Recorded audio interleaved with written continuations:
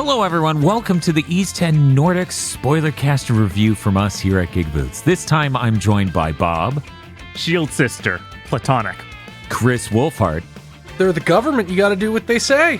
and me, your host, Dan Video Games. To which my intro quote would have been if someone set it up for me, "Hey, Shield Sister." Anyways, we're here to talk about Ease 10.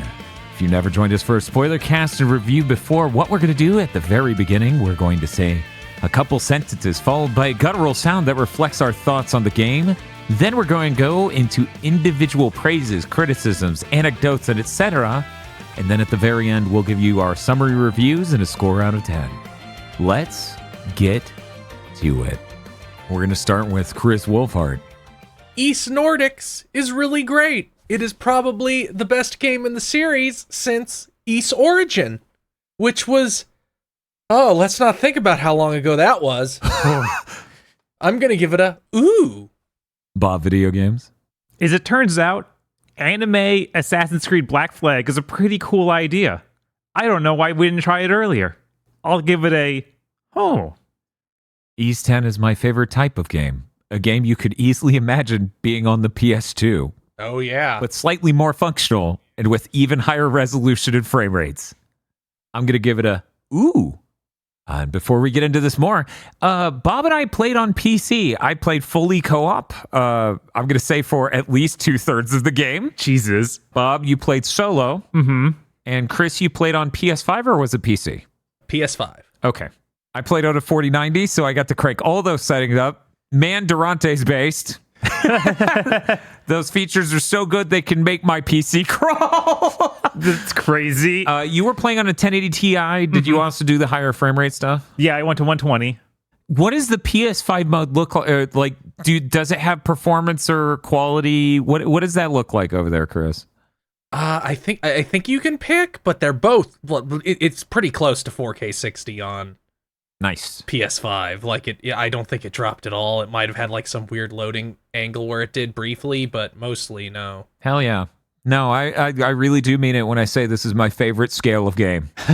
I really appreciate a game that looks clean, can run in high res, and run really smooth. We should talk about this normally before I talk about the insane litany of hilarious things that happen when you play this game in co-op. Real quick, let's get our experience with Modern Ease down. I have played none of them. Wow. I've only played Ease Oath and Felghana, Ease Origin, Ease 1 and 2, and that's it. So none of the 3D ones. Not one. This is my first. Bob. I played all the way through 9. I played a good chunk of Salsetta, which is 4? Maybe? Yes. I don't know. That is the remake of 4. Yes. And I've touched a little bit on 8, but I've not played a lot of it. Okay, Chris. Oh wait, we didn't talk about your other Ease history. Oh yeah, and then I played 1, 2 Origins. And that's really it. You didn't play Oath and Felghana? No. Oh wow. I played It was a good part game. of it, but I don't think I beat it. I didn't beat it either. This is a really good game. I got to the worm boss and I was like, I don't fucking know. But yeah, Origins is still my favorite East game. Chris, what's your experience? I've played basically all of them. I played East Book 1 and 2. I played Oath and Felghana. I played Memories of Salsetta. I played East Origin. I played East 7, 8, 9, this, and Arc of... I've played every single one released in English except the bullshit ones. Everyone released in English after 2000. Yeah. Like, I haven't gone back and played the original TurboGrafx version yet. I love the TurboGrafx version of 1 and 2. It is really delightful. The PS2 one, isn't that Napishtim? You also played that, right? Yes. Bob, you played a chunk of that. We played a bit for a stream, but that was it. Oh, that was off stream. We never played it on stream. God. That was just an So hour I and a just half. played like We an were hour and a half at the beginning of that game. Yeah, because we were checking if OPL would boot the game and run it correctly, and it did, and we were both like, wow, this is pretty cool. Yeah, Ease is really great. I really love the structure of an Ease notionally, but I have not played the newer 3D ones enough to know how much that spirit carries through those. I think it's still in this one, though. It's the lean shonen anime arc. You get that nice little clean, like, this is his adventure in this region.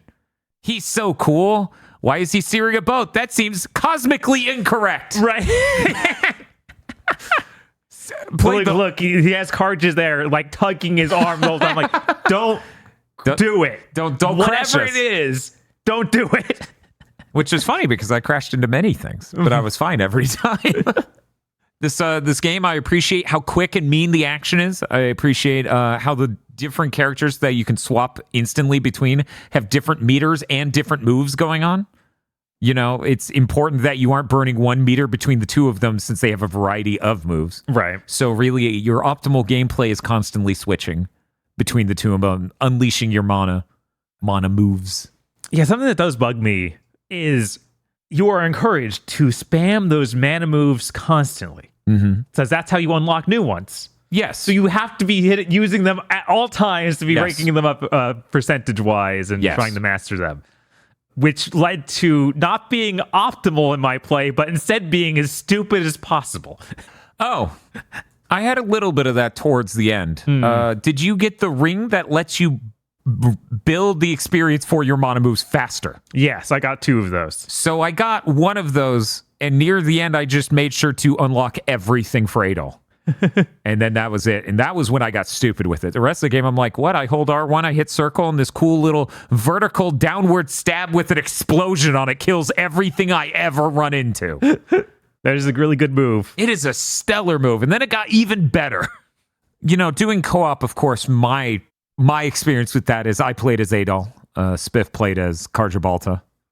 I was Catboy. Bob, did you do any special outfits? No, I found out because I used your copy through that Steam Share thing. I did have the DLC, so I did have those goofy outfits, like the really horny one for Karja and the classic Adol. Classic Adol one. I put them on for like a mission. I was like, I might do this on a replay if I ever replay it, but I want to have them in their new outfits for this.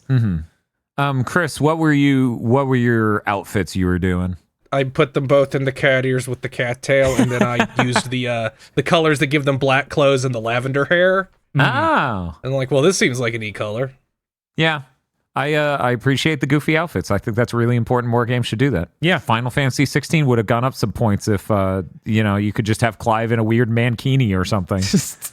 Yeah, the marvels of what you can do when you look like a PS2 game. Right? Yeah. Oh no, the things are clipping through each other. One moment, let me check. Oh yeah, no one cares. Yeah, nobody, not even one. Not one person. Not one. We just polled all of humanity. No one cares. I was disappointed that each new weapon did not have a new model. Like, you didn't switch out sword models or axe models. Yeah. Only switched them out for the best weapons in the game. Yes, that's what I was going to say too. Once again, I haven't played a lot of the new 3DE stuff. I was kind of losing my mind when it was like, hey, here are these things you would obviously know. Like an Iberian Peninsula, and then they just changed one letter. Yeah, I was like, I don't think that it became less obvious in older ones. Like, I don't remember Oath and Felghana 1 or 2 just having a thing that's like, this isn't Germany, it's Bermany. No, that's still in there. Okay, it was less obvious that it wasn't this one for me. Okay. Because it's nonstop in this one where they're just like, the Spanish.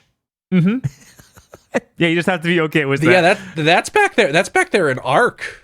Ark of Nepishtim? Yeah, I barely, I watched Bob play that. I didn't really play that one all that much. Yeah, because there's a part later on where the Roman Empire show up and they're like, we're at war with the fucking Spanish. Keep in mind, it's the Roman, not the Roman. Yes, there's a U. Yeah. I like that they put this right between the first game, basically, and Celceta, so strategically, make sure you keep saying that. I do love that.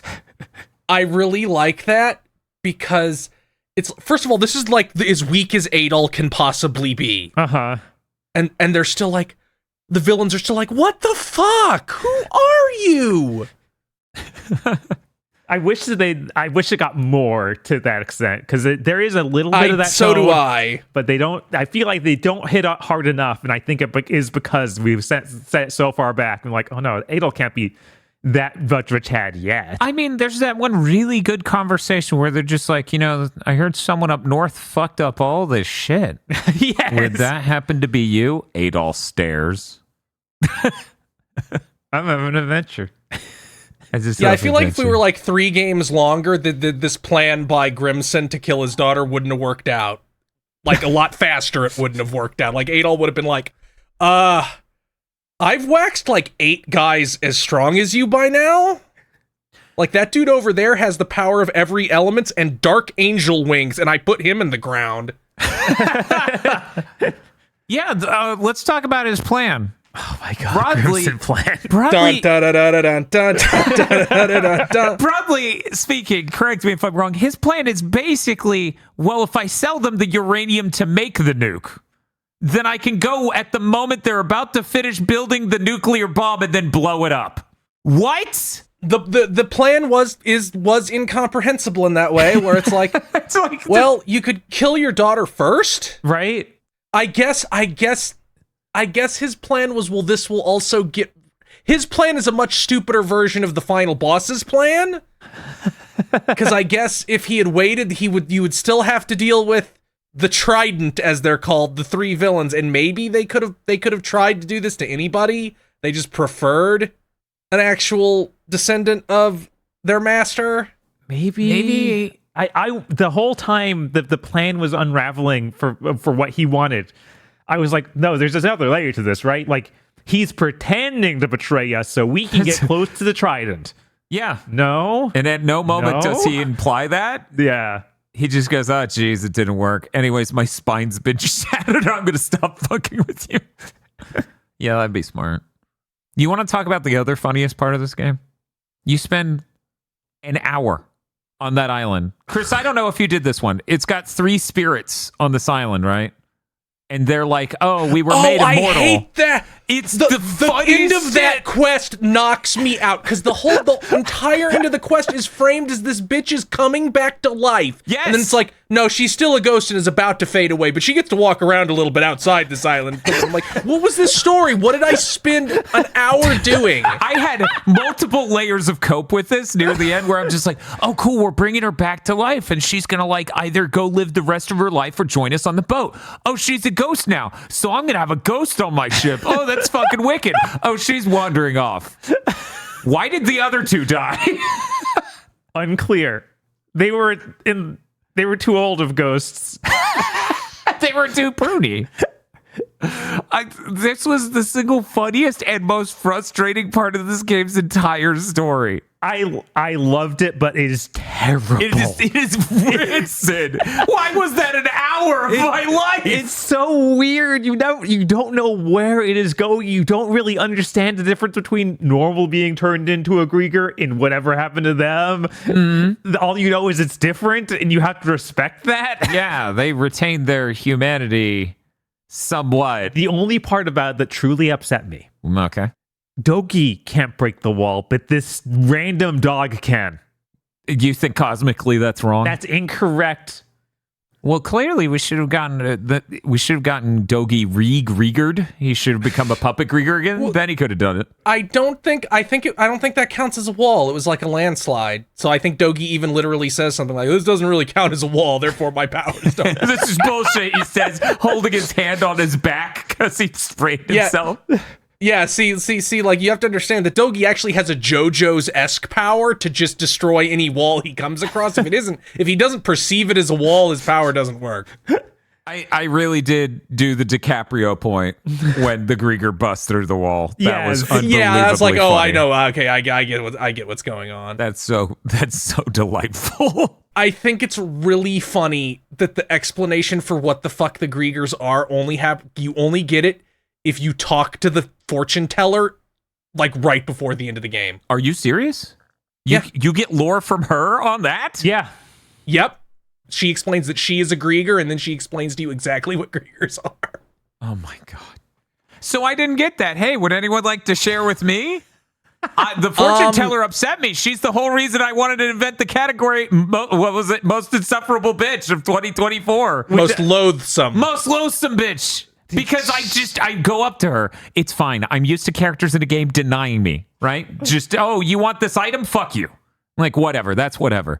But the fact every time you roll for a good item, that takes currency, an important, valuable resource, not normal money, these rare fucking resources to increase your odds of rolling it. She just 37 times in a row. Is this the future you hope for? No! And you know that!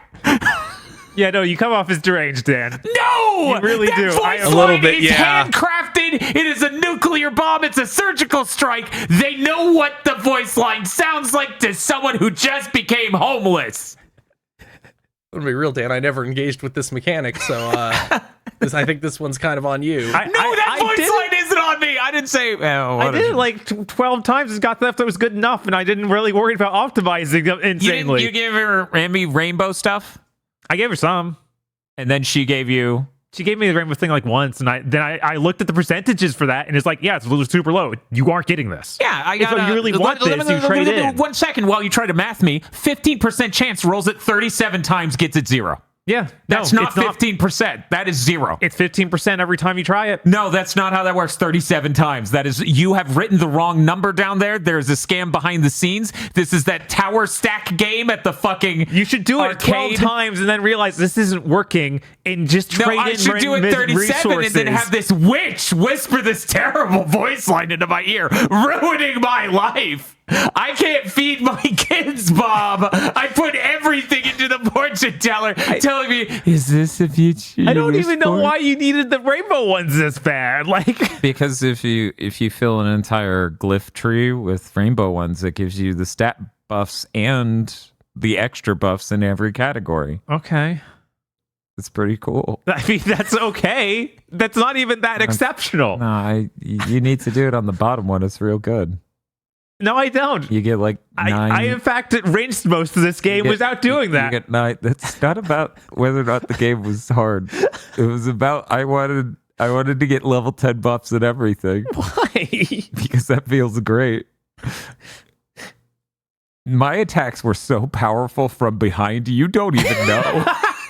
Something you basically don't do in this game. Yeah. Honestly, I didn't even use the solo mana moves most of the time. It was very rare that I was not in duo mode wailing on somebody, because I can just stand right in their face and parry everything. Why would I not do that? So for people who have no context and for whatever reason are listening to this podcast, the PC version has the Durante co-op patch, which he basically made with no money. Just like he did for Ys 9, I believe. And possibly even Ys 8. I don't know. This means 2 players on one PC can play together in real time. That's deranged because if you play the game, you know there's the duo mode button where you hold R2 and then you hit attack and you both are just next to each other and attacking. Right. That's also the defend button. Yes. So anytime I would try to defend a boss, right, because Spiff would hit attack and I would teleport to him instead of where I was and hit. Or I would go to parry a boss and he would use a mana attack because he was about to use his mana attack. Yeah, that sounds like a nightmare because this whole game feels like, oh yeah, you want to parry a lot of stuff. It's funny because it actually unhinged the difficulty of the game insanely, except for 2 bosses. Those 2 bosses seemed virtually impossible in co-op. I'm like, we're disabling co-op now. Oh, wow. Because when you're playing normally, you have your AI partner running around and they can't get hit or take damage. Which means these giant, ludicrous AoE attacks can't hit both of you for that full amount of damage. Right. So you just switch. But if you're in co-op, you're both getting hit. Yeah, you both just die. You both get 700 damage done to you. Go, well, I guess we're fucked, aren't we? The ship battling is hilarious because one of you steers, aims the camera, and defends, and the other one does every form of attack. And if you're hitting the brakes, you can't do some of the attacks. It was hilarious. So I'd be hitting the brakes, and then he couldn't do the triangle attack, which is the most unhinged shit in the game. You know, you hit the triangle attack and you do a multiple volley thing, the speed attack or whatever. Yeah, it was absolutely hilarious every fucking time. There's nothing funnier than co-oping in a way that's virtually like this player has these buttons and that player has those buttons. Right. Absolutely delightful time. I would say it's, Bob, honestly, the best thing I could compare the experience of co-oping this game to is one of those Super Mario 3D worlds where it's just like, what a nightmare. This player ran backwards, pulled the camera back, and now we're just going to drop into a pit. Yeah. God, that's... Speed which the surfboard. Oh, yeah. Yeah. So that in co-op. I get on a surfboard, I get on a rail, I start zooming away. Spiff doesn't hit the join your partner button.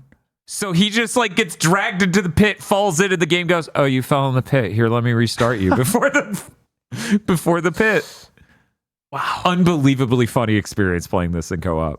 One of a kind. I bet. Yeah. This is how co-op would work if they tried to ever get it working again in a Mana game. Mm-hmm. Which they should. They should. I frankly believe this is better than nothing. Yeah. It sounds interesting, at least. It is super fucking interesting. But to talk about criticisms real quick, even outside of that co-op, because, I played about a third of the game without it, the defend button being this weird duo mode function is really annoying. I really wish it was a bespoke button that was separate and felt different. Yeah, there's a weird ramp up to it. And later in the game, you keep getting more and more special moves that are super long animations and hard to break out of to block. And because they put so much focus on the defend button, they made the dodge button bad. Like the dodge just feels worse than any other Ys game. The dodge is kind of pointless. I basically never used it unless they flashed blue. Because they make it this weird little short dash that doesn't actually get you out of the way of stuff. You don't really have iframes. And then for some reason, after you do the short dash, you hit it again to do an actual roll, like in all of these games. It's weird. Yeah, it's weird. I really do appreciate overall the game feel of it. Like everything feels snappy in a way, like using the surfboard, jumping, other things about running and movement, and turning the camera and stuff. These should seem like really basic things. This thing isn't knocking it out of the park in an unprecedented ways of game feel, but I've played so many action RPGs that just don't feel good. Yeah, no. That it deserves being shouted out. Falcom, they don't make a high budget thing, but they understand how to make the thing feel like good enough. Yeah. And that's appreciated. Yeah, it's weird that I feel like this feels better and worse in some ways than 9. Really? Yeah, because 9 has a better feeling dodge button, has a better feeling block. But then it has all the mechanics around having a full party that you switch between instead of just having 2 characters you switch between, which I think works way better. Like just having 2 sets of special moves and not constantly worrying about all these like, oh, well, this enemy I hit with this character. Because that's basically all you're thinking about in those games. And like a thing about East that I really like is that Adol is the Giga Chad meme. Like he shows up and beats on everybody. And that doesn't work when he has 8 guys with him. Yeah. It does work when he has 1 other person with him, and most of the big boss fights against other characters are against 2 of them. You have 2 and they have 2. That makes it work a lot more. And the party system games dealt with this by basically just not allowing you to fight like characters, which sucks. That's like the best part of an action game is fighting the other characters. Yeah, I guess there were a lot of big monsters. Oh, is that what's up? I was like, how do you not fight characters? Oh, giant monsters, I see. Yeah, they either turn into a giant monster when it's time to fight them, or you don't fight them, and they send giant monsters at you. So then where would you, I'm curious for both of you, where would you put this relative to 9, at least? Would you say 10 This is better than 9. Okay. Yeah, I'd still say it's better overall. Okay. It's just weird that some things have been a step down. I believe 9 also has a thing where you could run on walls. Like you could run straight up walls, which I kind of expected in this, but it's fine that it's not there. Like that was a weird choice. Yeah, I think you that was one of the party members' powers, because the whole point is that you're in this city and all your party members are monstrums. They have this curse from the city and are become like monster people, and their powers are your traversal powers. Meanwhile, in this one, you can't even jump over handrails. Yeah, your jump is really, really small. No, it's not even the jump. They put invisible walls over virtually every last handrail in the entire game. It's like one of the things I like the least about it. I get why they do it, but bro, just let me jump off the castle wall. That other area down there is playable too. Well, you'll get to it later. I get that that's why they did that, but that's actually an understandable version of it. They do it countless times for just little rock ledges and other things, and it's like, for the love of God, let me get down there. Yeah, I think that having limitations like that does let them make level design better, because 9 had stuff where you could run on walls and that sort of stuff. It kind of felt like every dungeon was a lot more just, here's a big place. Every dungeon was nonsense. Yeah, I've actually seen screens of it where it's just like, that just seems like a big old empty sewer.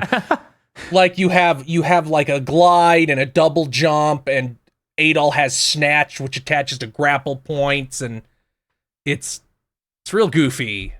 Did you guys notice all the extra platforms around to help you get places? Yeah. You can turn that off. What? I didn't notice until the end of the game, because I thought the whole I thought that made the game look worse by significantly because there's just a bunch of blue platforms hanging around everywhere that make this platforming insanely easy. I thought it made the game less fun too because of that. So during the last dungeon, I found out I can turn those off, then I need to actually engage with the swinging and the board riding more. I'm used to having to pulse to reveal those, Bob. Is there a mode where you could just always reveal them? I mean, some can be revealed by that, but there's a mode where there's extra, like under every single swing. Huh. I guess that probably is... yeah, I didn't see those. I don't remember that. Did it ask you a question when you started your file that we answered differently or something? Maybe it was just accidentally hit it with like going down a list of things. If I accidentally flipped it on, just like hitting down, but in left or something. Yeah, I don't remember that. All I remember is things I could pulse where, oh yeah, this was barely possible without it, but actually, dude, you were supposed to pulse. There's a reason there's the eye on the ground. It led to me having a massive misunderstanding of how the swinging mechanic worked till very late in the game. Oh. I didn't realize I could hold it. Oh. So I was like, oh my god, these jumps are insanely tight, and I'd have to like do the swing, then get on the surfboard, then do a dodge off the surfboard and get onto the land. This is definitely what anyone has designed for a video game ever. Yes. This shit would make fucking, what was it, Mikami blush with this godhead shit. I really appreciate the fishing in this game. Chris, did you feed the penguins? Did you get them yes, fed? I did not feed all the fish, though. Oh, okay. I did not go get all the fish. Fishing is actually in pretty much... this is the first time it's been in Ys, I think. But they consider that a really important part of RPGs. It's in every single Trails game. I think Daybreak is the only one it isn't, and then they put it in the sequel. I think both Breath of Fire 1 and 2 have fishing, so I've been dealing with that connection of RPGs and fishing since the Super Nintendo. So I'm inclined to agree with them. So you didn't fully feed either penguin? I fully fed... There's 3 penguins. I fully fed the first one. I only found... No, there's only 2. I fully fed the one that takes normal fish. I did not fully feed the one that takes the... Same. The ancient fish. Yes. Yeah, I only got 3 or 4 ancient fish into that fucker, and then he was like, I'm still not amused. And I'm like, I should kill you. Yeah, there's like 7, I think. Ugh. Yeah, I fully fed the other one. I fed that first one so many fish, and then he's like... Yeah, you have to feed them literally every fish in a category to get a reward. Yep. That's what that is about? It's per category. That's awful. You get 1 reward per category. How generous. I did not...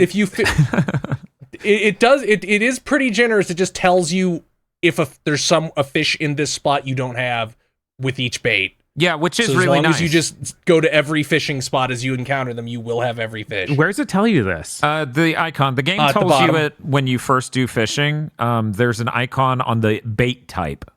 So when you go up and if it has an exclamation point. Yeah, it's got like a yellow mark and an exclamation mark. Okay. Yeah, so that's how I ended up not spending way too long fishing and fed the other one, all of them, but of course the ancient fish are going to be in total piece of shit hard locations, so I only got 4 out of the 7. Damn.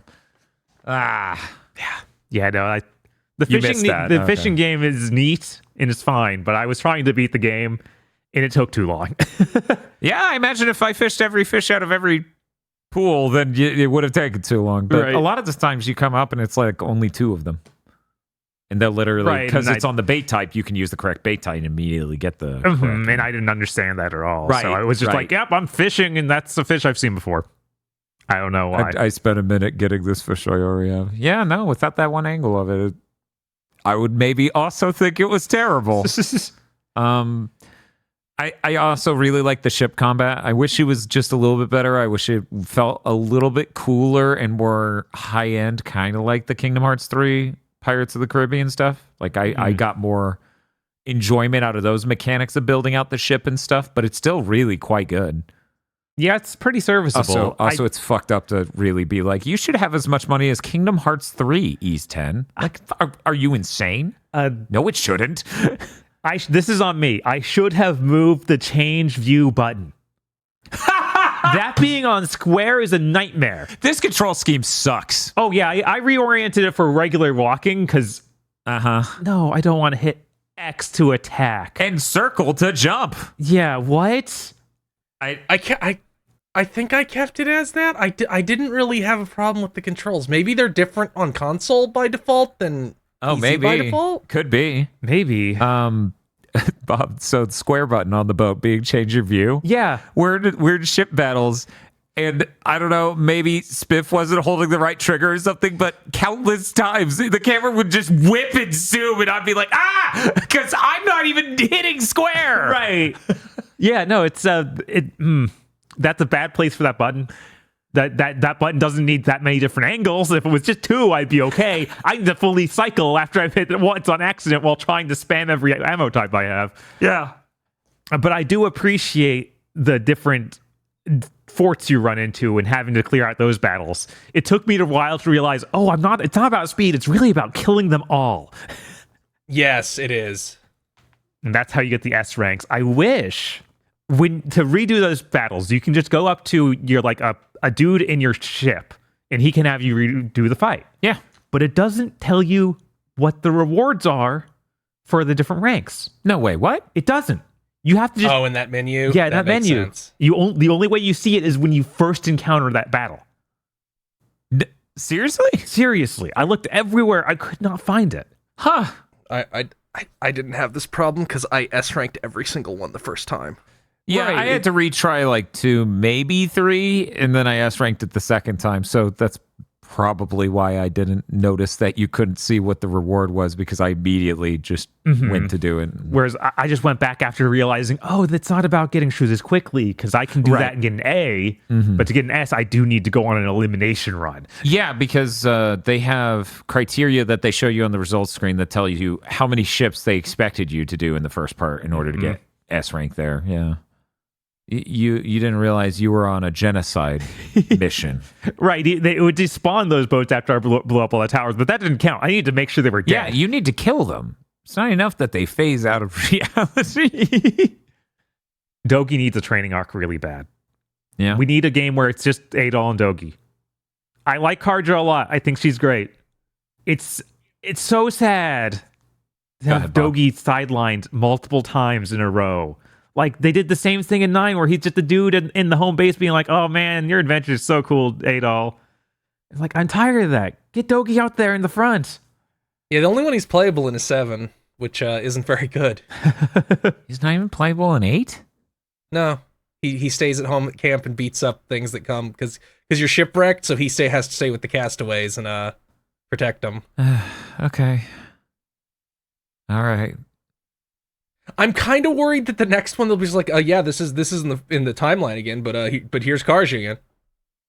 I was making jokes about they should just do the Ease game that takes place way later in the timeline, and Karja and all the other love interests he's undoubtedly have all convene at the same spot. He kind of has. Adol kind of gets love interest, but this is the one where I'm scared the most that she's going to be the one, because she's descended from a quirky blue-haired goddess. Yep. But she isn't a quirky blue-haired goddess herself. Yep. That's close enough for Adol, though. Yep. I'll take a bold stance. I don't hate Karja Balta, but I like her a lot. I don't actually like her all that much. I find she's very tropey. She's incredibly tropey, and I don't know. She is tropey. She is kind of tropey. Like I said, he had to put his weird brother-sister couple thing into Ease. Like that's what he did. It's in like almost every other modern Falcom game, to some extent. I noticed that the main, like, there's maybe a narrative in this game, but the main meaning behind the whole game is big sisters are awesome and little sisters kind of suck. We have Karja, Philia, and Mirabelle, all shown to be very caring older sister types in different ways, in different ways of being quirky too. Yes. And then Rosa sucks. I love that every other teenager is just like, oh my god, her. This is very anti-Rosa, little sister agenda. I'm not sure I can sign off on this. This is terrible. I'm not the one putting it out there. Ease is. Definitely. It's definitely the message here, and you're hearing it loud and clear. I would hate to be the guy in charge of Nihop Falcom's little sister. Yeah, I feel like there's just not enough unique to Karja Balta that makes me attached to her. She really just is very straightforward Syscon Tsundere sister. Right, archetype. yeah. Big sister, Spitfire, Syscon weird thing. Yeah, it's like I don't hate her though. It's just there's not enough for me to attach to there. I kind of felt that way about a lot of the writing too, where by the time I'm hitting the end of this game, I'm like, I don't think the writing's good enough for me to want to do the side activities, which is a huge difference between this and Like a Dragon 8, where I want to do everything in Like a Dragon 8. Mm-hmm. And that's kind of like Ys is the leaner, more shonen thing, right? But it does suffer when occasionally, as a hilarious Fey trickster, they make me spend an hour on an island for a maddening story about three Kriegers. And it just sort of breaks my will to give a shit. Yeah, that was pretty funny, though. It was pretty funny. It's stuck in my memory. I had to immediately go put it in the Game of the Year category so it achieved something. I was like, the one thing in this game that absolutely needs to be in a category is that. Okay, there's something else in this game that was like that for me. Okay. Did anyone see the end of Rafe's story? Rafe is a purple-haired guy with the drunk father. No, I saw him like, I'm gonna kill you, Dad, and then I somehow never saw the conclusion of that. The funniest thing is, if I didn't either, but when you get to the end of the game, you just like talk to his mom, and she's like, "Oh man, his dad's condition got worse really fast, and he died." What? Between chapter 10 and the epilogue, he died off screen. That cracked me up so bad. It was like, he just seemed drunk. What do you mean he died from his condition? I had been up so long by the time I hit the epilogue that I was like, oh yeah, he got worse. The degenerative alcoholism. Right. Yeah. Mm-hmm. I didn't even take away for that he died. Apparently there's an entire sub-quest we all missed. Yes. I looked this up too. This is unreal. I want to see a YouTube Let's Play that's just this quest. But yeah, he apparently gets his memory back and just in time to save Rafe from something and dies doing it. So he would have just died immediately. But we found a much funny way for him to die. That's true. I think they could have cut like half of these townspeople and maybe given their stories a little bit more. Which is funny because the core staff of the ship are all really good. I love Kago. Yeah, Kago's great. I'm glad that we had a Kago. I hate this design. I like his design. I think it's actually great. Yeah, he's Himbo Kago. Grin's stupid design. Yeah, he has the stupid shown midriff. And he's spiting his mayor father by being a slut. Yes, it's great. I love it. He's like, I'm gonna go be in the military, and his dad's like, wearing that? And then he was surprised when it was true. They're doing what in the militia? All right. I also really like Cruz. Mm-hmm. Or as I kept calling him on Big Think, Hanataro, because his appearance is a little Hanataro coded. Just a little. He doesn't have the blood disease that makes him weak. And he doesn't like drop an entire box of things and then just freak out as everyone laughs. No. Also, the best character, Hugel. Yes, Hugel's great. I need to add that bird sound to the fucking soundboard on the live streams. It's like, who's Hugel?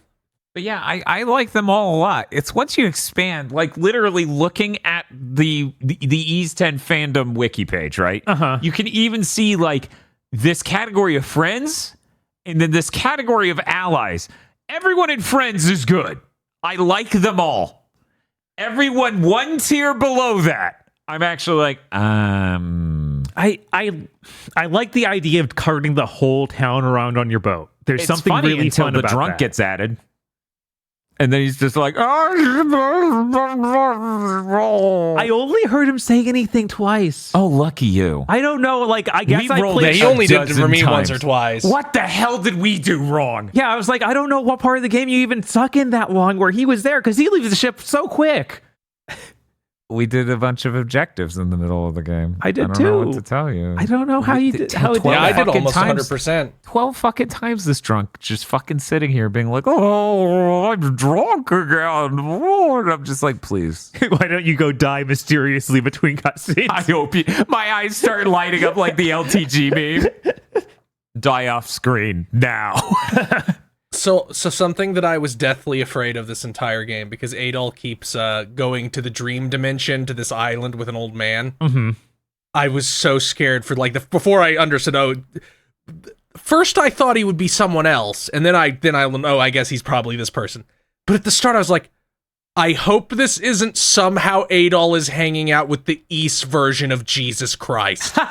See, I too thought there are only two ways this goes. It's Rollo or like their Zeus or Thor. Right. They're all father. Because I have ease 9 damage, I worried the worst for the first few times we went over there. That it was Adol? No. Because I think that would have been the worst thing. Like, what? There's a whole mechanic a lot like this in ease 9. Okay. Where you switch between regular Adol and this other Adol who's doing something that seems like impossible for other Adol to be doing. So there are 2 Adols. Uh-huh. And I had the thought that they would use the same excuse they did during that to be like, no, there actually are 2 Adols. Oh, okay. That East 9's plot is so fucking weird. Yeah. Yeah, it is. I don't want to get too into it and spoil that game, but I was very glad that this game's story wasn't anything like that game's story. Dang. Yeah, no, I was worried that Adol was the old man left on the island and countless eons had passed and there's a weird time loop. That was really funny. That was my tertiary theory. The first 2 were the ones I actually believed they would do, of either an All-Father or a Rollo. Mm-hmm. There is a bizarre thing that I don't know if either of you guys got it. You might only be able to get it if you reload into the game after beating it. You find a lore stone of the future. What? Yeah, because it's been in like the East canon for like, because the whole concept is all the stories of Adol's adventures, and it's like Adol went missing looking for the North Pole when he was like 90, and this lore stone is like a first person. You don't see anybody, but you hear old man Dogi talking to Adol. What? About their trip to the North Pole. That's really funny. That's insane. I need to hear this now. That's great. I like Leela a lot.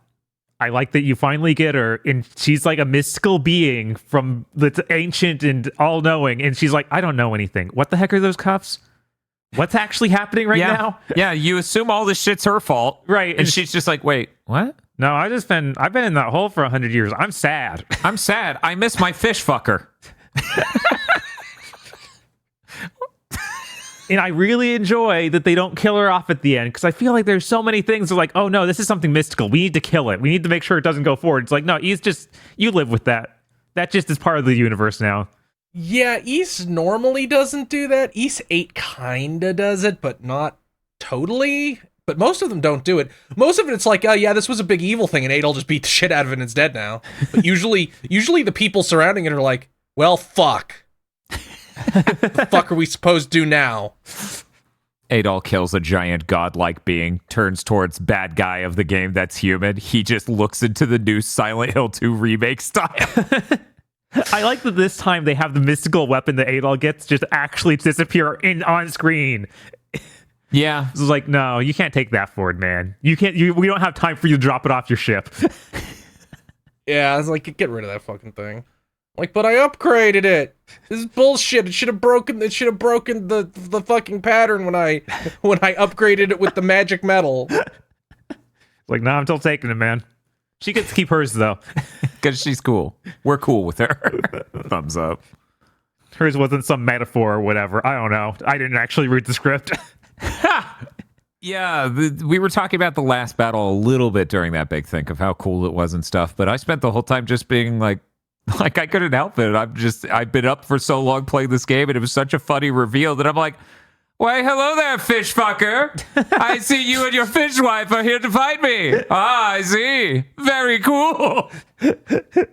Yeah, he's pretty cool. The only way that battle could have been cooler is if he didn't get younger. Like, I find old man who's insanely powerful a really good trope. It is. But yeah, no, that battle, lots of cool shit about it. Mm-hmm. It was way too strong for it. Yeah. It was way too strong for it. That sandworm is easily the hardest and most bullshit boss of the game. Even Joe from GameSec on Twitter or Blue Sky was like, that sandworm sucks. Yeah, I don't know what they were thinking with that. Did you do the extra boss? No, I didn't. Okay. What's the deal with this extra boss? The extra boss is basically the same sort of Grieger is Dogi got turned into. That's what it looks like from the big giant kind. Except he's level. Except he's level 99. Yes, he's level 99. He has some new moves. Yeah. But his main move that kills you all the time is I summon Lightning Storm. Lightning bolts will just hit all over the ground. And they will instantly kill you. Do you get those proper markers? You get the markers, but there's like hundreds of them. Cool. It sucks. Are they a speed dodge thing where you can just keep running? Which, speaking of which, did you realize that? Yeah. Okay, yeah. Making it work like that where you don't have to time your dodge and you could just be in a running state and you will always dodge the speed attacks is very smart. I like that as an idea. Yeah, it's a neat thing. I've seen one other game or so do that. I don't know what it was. If they would just have made parrying better, I would say this might be the best game for an action RPG when it comes to defensive tactics being streamlined and fun. Because they're streamlined and brain dead. And then there's not streamlined fun, but also a nightmare. But yeah, that guy kind of sucked the fight. I got through it eventually, but it was very much like, man, this isn't actually legitimately difficult. This just feels kind of cheap. Is you just have these hundred different things that can hit you from every angle. And sometimes you'll block one thing only for them because you have a recoil animation before you can block again. It's like, oh, then he hit you. I see. Yeah. I went full glass cannon was my Karja build where I was like, that thing where if you have enough darkness points, you can make them do this. You're stronger based on how much strength versus defense you have. So I was like, okay, you're going to wear the ring where you lose 100 defense and that'll boost your attack massively. Oh, that's nice. Hell yeah. But then that did make her die even more easily, as you might imagine. I would imagine that. It would be very easy to imagine that. I didn't go for a build that unhinged, mostly because I let Spiff handle Karja. He got to make the executive decisions there, and we only used the smaller trees for the darkness. I think it was 1, maybe 2, just because, adding the strength or subtracting defense at a lower level is fine. But when it came to bigger node trees where you could get those higher level buffs on other things, we wanted to save that for more like strength-based stuff. By and large, she ended up most of the game being stronger than Adol because I just shoved so many red fucking runes onto her. I found that system fun. I just wish you got to the higher ends of it faster. I don't think there should have been so few. I think there's literally 1 10 glyph. Oh yeah, it is. It does feel like they just way too few of those. Yeah, they show you like the scope that it can go to, and you can't actually do that until like level 70 plus. Which is weird. And then on top of that, you can't even use the better quality glyphs or runes. I can't remember. You can't use those on the lower end ones at all. Right, which is just strange. Yeah, that's really my problem with it. Well, some slots you can. Yeah, it's like it starts really dripping fucking hard in. to tell. Like the first tree, no. The second tree for one of them. Yeah, it's frustrating, and it feels like that. It's like their conservativeness with it really hamstrung it. It's one step too complicated because of that. The weird issue of you can't use better gems in these slots. And it doesn't, or then it's not deep enough because it doesn't let you dig into it until late game. Yeah, and it's also weird. It's like a bizarre middle ground. And there's that incredibly important layer where that loathsome bitch would just not give me the fucking rainbow gem. I really goddamn needed that. I don't understand what I did to her. I even tried the thing Chris was talking about of just burn a bunch of bad materials in order to... Still didn't work. I was like, fine, I give up. I'll just take the 2 you gave me and I will never speak to you again. You can just regularly craft those using the materials, right? Okay. But it takes 1/3 as many of the resources to do it if you do it via gacha roll. I know. So yeah, I did it twice successfully via save and load scumming. And then it would never give me 1/3. So then I had to save up for the entire rest of the game to craft 1. Anyways, yeah, that system's really neat. I like the ideas behind it. The exact mechanics to make it more conservative, I disagree with on almost every level. Yeah, I didn't even unlock the final node because you have to be level 90, and I didn't get to level 90. Yeah, neither did I. I saw level 90. I didn't get there though. Yeah, right? It's too much. I think you probably literally get more experience on the higher difficulties, and there's like 3 above normal, so I guess a lot of this min-maxing shit is for that. Probably. Yeah. I wonder if that would have made the game more enjoyable. I feel like Romancing Saga 2 Remake definitely is more enjoyable with a difficulty curve applied to it properly. But this, I don't know. It may just end up making a lot of the enemies feel too damage spongy. Then again, I was, for almost half this game, I guess the back third, just opening every battle with the same stab technique, killing most enemies in one hit. Yeah. While Spiff then spams at the same time some other attack that hits them for a shitload of damage. That's a plus to me, because the thing that I didn't like so much about the party games is that, like, the Ark of Nepishtim engine games, Ark of Nepishtim, Oath and Felghana, Ys Origin, retained the sort of weed whacker type feeling of bump combat where you're just running through guys and shredding them. The party games don't have that energy at all. The games with a party. We got to stop calling them party games. People are gonna get real confused. The games with the games with an RPG party.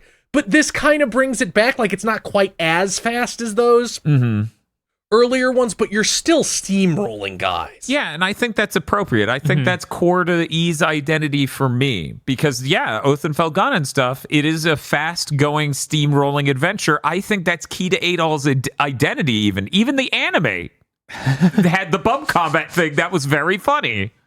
Yeah, I feel like upping the difficulty, I'd be more worried about, okay, I'm going to have to perform more and more with this parry that doesn't feel quite right. Yeah, that was one of the more frustrating parts. But then again, I was playing in co-op for most of it, so of course it was a nightmare. Maybe I should have bound that. Maybe if I ever play that again, I should bind it to something that doesn't fucking trigger. Yeah, but there's also like the wind up with it and the wind down that's really clumsy feeling. Yeah, the wind up and climb down is what makes it feel really weird. I should have just made my own control scheme right off the bat. I didn't. That's on me. Yeah. I feel like R1 and R2 both being things that give you 2 sets of moves is bad. Those should be on alternate sides of the controller. Yeah, I agree. Yeah. Yeah, that's probably smarter. And I know that, and I should have fixed it. I should have fixed it too, and I also knew that, where it's just like, yeah, you would normally set one set to L1 and another one to R1, because there's two dichotomy. It's a dichotomy. You're going this way or this way with your moveset. Why did you put them both on the same shoulder? But, yeah, could have fixed it. Hindsight. Didn't. I said, I'll figure it out. I'll get used to it, and I guess I did. Didn't feel good. No, I was still making mistakes even in the final zone, which is crazy. Yeah, so was I think. I thought it was really funny every time I'd get someone's backstory. And they'd be like, yeah, and then this guy that's off screen right now, and you might see eventually, he got injured so bad he can never fight again. And there were 2 different backstories with this, because that's the backstory for Felia's husband and someone else. I don't remember who. It's like, they were that good, and they got wounded, and they seemed fine. That kind of drove me insane, because it's like, okay, but she's part of a boss fight when I'm like level 60. Who were these Giga Chad bandits that had a vendetta against this inn? Yeah, and I was super confused, because it's like they introduced her becoming Shield Brethren with her husband, and then by the time you actually find out, no, she's currently Shield Brothers with this other guy, and they're part of the peerless pair. And I was so confused. I was like, I thought her husband was injured and couldn't fight anymore. I did a boss fight against this guy. They do say, like, even in that fight, they say they're not Shield Brothers. Do they? Yep. Weird. That's one of Karj's, like, ambient dialogue things. But they, why are they called the peerless pair if they... I figured she just got a new Shield Brother. They're both, like, leaders of the fleet. Okay. So they're, like, the 2 ones you don't fuck with. This game, more than a lot of them recently, for me, has that problem of people trying to tell me important dialogue. Oh, listen to the whole party say things, and I only get 10 feet to move before the next cutscene. Yes, they do that so much. I just have to park the boat. Okay, guys, get it out. You're almost there. You can see the Toys R Us on the horizon, and you just pulled the car over. Okay, everyone, how about we shut the fuck up now? I listened to a lot of those, and then I'm like, I don't want to listen to any more of these, so I just... That's what happened near the end after the fucking island broke my brain. After the 1 hour island. Oh, man. I think it's important to have games like this. Mm-hmm. I really appreciate this. I bet the next Ys game will be even better and closer to this Chad-like Adol experience that I enjoy. Hopefully we don't end up with a giant party. And now that we got the sister complex thing out of the fucking way, we can, if we have a partner, have it be anything but that. Please, Dogi, come on. It's your time. I mean, yeah, it would be really fucking good if, like, maybe Dogi sledded it up a bit. Like, that one guy and him and Adol hang out. I mean, I'm pretty sure Dogi had a slightly design in 9. I think he did, yeah. Where he was Yeah, like, I'm pretty sure. Yeah, he did. It was real slutty in 9. Yeah. So, like, and then we can have, like... No, it was not slutty in 9. It was slutty in 8. Oh, 9, okay. he was like an old man. Okay. But yeah, we could have him do these over-the-top, like a Dragon 8, like call-in mates or whatever, pound mates or whatever, fucking animations as him and Adol do crazy crossover moves. That'd be great. It's like your insane top-tier summon.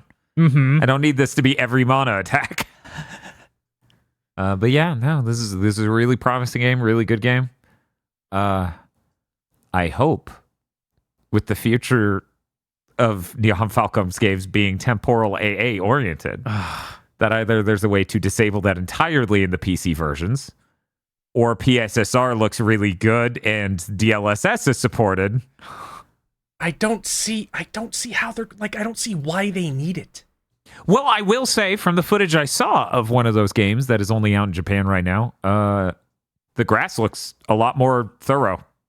So there you go. That's why. It's still gonna be put on the Switch. And they'll just delete the grass. Right? It'll look back to the normal. Crazy. I'd rather you just delete the grass than try to have grass via TAA. See, here's the thing, right? Okay. Yes, you are correct 100%. But they will make the wrong decision every time on a console because that just seems to be how it goes. They won't go, well, So sad. the game can operate fine and look clean if we just rip out these graphics options.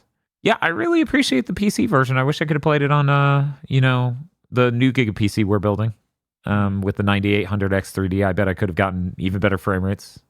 Yeah, the PC version has this feature that's incredibly nice. Mm-hmm. When you boot the game, it's like, hey, you want to start from your last save? And just boots you straight from there. No title screen, nothing. Yeah. It's That's great. based. Every PC game should do that. Mm-hmm. That is the smartest fucking feature. And like that's the quality of life advantage the PS5 has. Yeah. When you turn the console on, it's resuming to your save. It's resuming to the last state it was in. Mm-hmm. It was very smart of them to put that feature in. I cannot praise the PC version of this game enough. If every fucking Japanese developed game had this good of a PC version, the myth about don't trust a Japanese PC game would have been obliterated. Right. Meanwhile, the current meme for me is don't trust a FromSoft PS5 game. God. Need to try Armored Core 6 on the Pro. Yeah. Do you think it'll fix it? Maybe. I didn't play it on there, so I have no idea how bad it was. I did my entire playthrough. It was fine. I wish it was flawless, right? Like it is if you played the PS4 version. Yep. It's okay. I can turn on ray tracing in the little garage. Wow, I'm sure that changes everything. Nope. It just made everything dark as hell. Cool. Much like me talking about how clean the combat feels and how I feel like you need to praise that because it can feel so bad in so many games. Mm-hmm. Equally, this isn't breaking new ground, especially not for Ys, I don't feel like, but it is absolutely worth praising the soundtrack. It is a good soundtrack. It is a memorable soundtrack. Feels good. You get very excited. Yeah, it's really good. I loved it when the first time you go to that misty island, mm-hmm. It starts playing what sounds like a Silent Hill track. And then they're like, yeah, we just keep using this. Yeah, spooky. Yeah, it's kind of spooky. It has like the indie rock, like the Silent Hill 2 title screen has. Yeah. I'm like, oh man, this is great. Yeah. I can't believe you did this on the Ghost Island. It's a really strong soundtrack.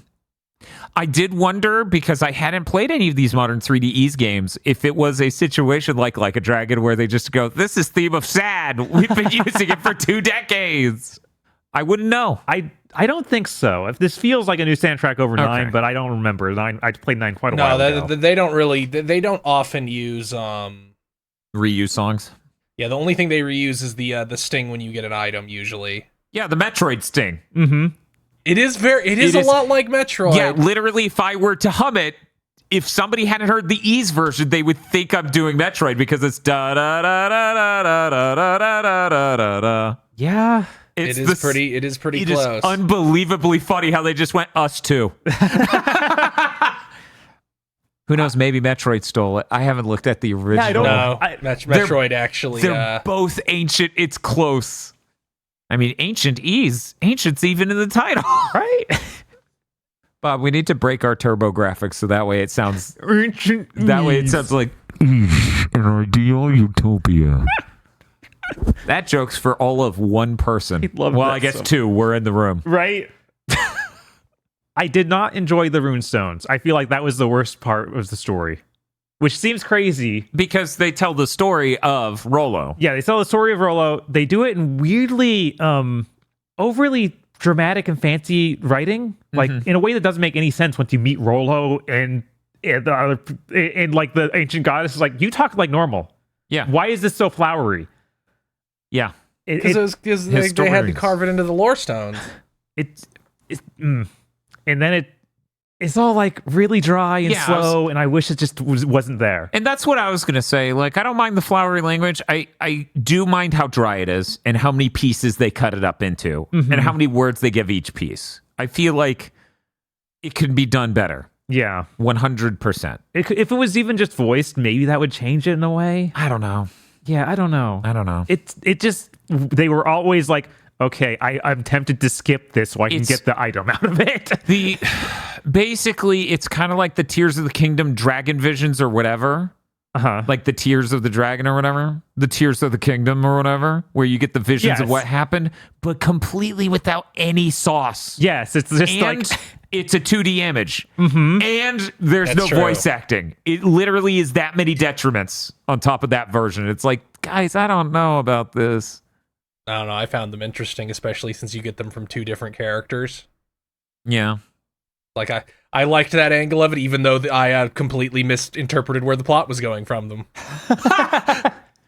I assumed that the Trident were these guys from 400 years ago who became immortal somehow. Like, I just figured that was the case. I did not foresee this. Yeah, Loki's a dick. Yeah, that was a very last second. It's just like, this is what's actually happening. Yeah, for a second I was like, so Adol's gonna go get him, right? Like, that's what Adol does. Nah. He's like, I got shit to do. If I ever come back, maybe. He better watch himself. You better keep an eye out. I'll get your ass. That'll be the second Carjabalda game. Oh, that would be so good. It's like, we're gonna go kill God. I'm still scared that she's gonna come back, because they do imply that she's leaving also. They do, but then there's actually a ton of stuff at the end of this game of like Adol being like, I'm gonna come back, guys. Definitely. We'll hang out again. You know, there is an opportunity here. I don't know how far the timeline goes, but there is an opportunity here that they come back to Carjabalta and she's a MILF this time.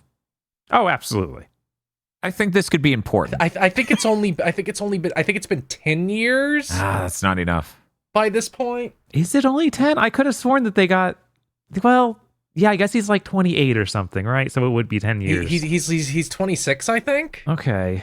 It's going to be Ys 12. The age of 30 is in high demand. It hasn't even been 10 years. It's been 7. Yeah, see, that's not enough. That's not enough. We need 7 years between Ys 1 and Ys 9, which is, of course, the latest game in the timeline. Interesting. Once again, Bob, we really should do an Ys month where it's the games in chronological order. That would be so good. It would take so long. That'd be Origin 1, 2, 10, 4, 3, 5, 8, 6, 7, 9. Yeah, that's great. Yeah, it is. I love that. Look, it's okay. We can bring back Karja. We can also bring back that investigator from 9. Who's the best character? It wasn't even in the main party. She was just there from the Roman Empire, be like, what the hell? This can't be right. What the hell is going on? Oh, hell no! Yes. Well, we need to put a wrap on this. Does anyone have any last-minute praises, criticisms, anecdotes, musings, or whatever to say before we get on our summary reviews and scores? Okay, then. Well, As I said just a moment ago, we're going to do our summary reviews and scores where we're going to say a few sentences wrapping up exactly how we feel about this game, followed by a score that's 1 out of 10. Just the number 1 out of 10. Not 1, 2, 10. Okay, fine. You could use all 10 numbers. Fine, whatever. Anyways, we're going to go ahead and start with Bob. Yeah, I had a lot of fun with this, even if it wasn't perfect by any means. I think it fit an exact thing that Ys needs to fit. And I enjoyed the characters, enjoyed a lot of things in it, even if the combat can be hit or miss. I'm going to give it an 8. I had a lot of fun. Chris Wolfhard. Yeah, I like this quite a lot. It's like I said, it's my favorite Ys game since Ys Origin. I still think they could cut like 15% to get it to the exact right scope. Mm-hmm. I just think there's a little bit too much, especially when you get to the last chapter and it opens twice as much optional content as any other chapter does. Like, there's 4 more raids. I'm like, but I rescued everybody. Come on. But I had a lot of fun with it. I loved the final boss fight. Yeah, I liked almost everything about this, except for the controls being a little weird and the fact that whenever you get to a fishing spot, they go, you have to listen to the line of them saying, you can fish here before you can fish. I did not realize. Every time they'll go, looks like you could cast a line here, and then you have to wait for that line to finish. Yep. And then like 1 more second before you can hit the button. Because the button is in the corner where the voice line pops up. Oh. It drove me insane. That's hilarious. I don't even think fishing's the only one that's like that. Also, hey, real quick, before we finish, you know those mounds of dirt that you have to pulse and then hold the attack button to dig up? Yes. Yeah. Unbelievably frustrating. Yes. Well, I just quit doing that. Like, there's nothing real in them. Who cares? It's giving me runes. Yeah, though, there's actually good stuff in some of them, which is annoying. That's one of those features that came over for 9 and shouldn't have. Oh, that's a 9 thing. Yeah, they had was it? I'm pretty fucking remember. I remember there was the pulsing. Maybe they didn't have the... I'm pretty sure they had something like I the don't think they had the... I don't know. It's been I think too they long. had like walls you could break through. Maybe. But I'm gonna give this a 9. I quite enjoyed it. Ys 10 Nordics was a really great time. I really can't divest the amusement I got out of the PC co-op version, so shout out to Durante for making that. God bless you, man. And all of these features in service of having the best possible experience on PC was really, really great. The combat action, really clean. The music is really great. The graphics from a design angle look really, really good, and I really appreciate all of that. If anything, I would say the story's a little weak. And again, I didn't really have... I didn't like Carjabalta enough for our second main character, right? That is a high bar. It's a high bar. And she's if you're no not doggy. really... She's no doggy. That's a fact. That's an Ys fact. But I had a really great time, and I think this sort of thing's important.